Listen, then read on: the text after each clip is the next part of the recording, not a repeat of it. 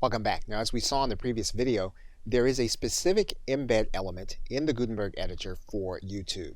And so all we'll need to do is to go to this add block. We'll need to click in here YouTube, and all you'll need here is going to be the YouTube URL. In this case, we're just going to paste it in. We click embed. Then that video is then going to be included. We can write in a caption. We can then position the video.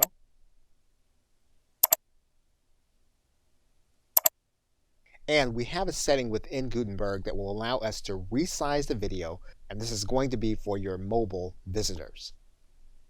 You can also embed a Vimeo link, and all you'll need to do is to click this Add Block button. You can start by typing in embed. You can then, once you see within the embed code, you'll find the Vimeo code. The Vimeo code, all it requires is a Vimeo URL.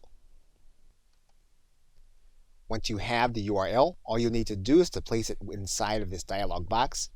You'll then click embed, and then the video will then be embedded. You can employ all the same elements to this video as you did with the YouTube one. You can align it, and you can make sure it's resized for smaller devices. Okay, so with that, thanks, and I will see you in another video.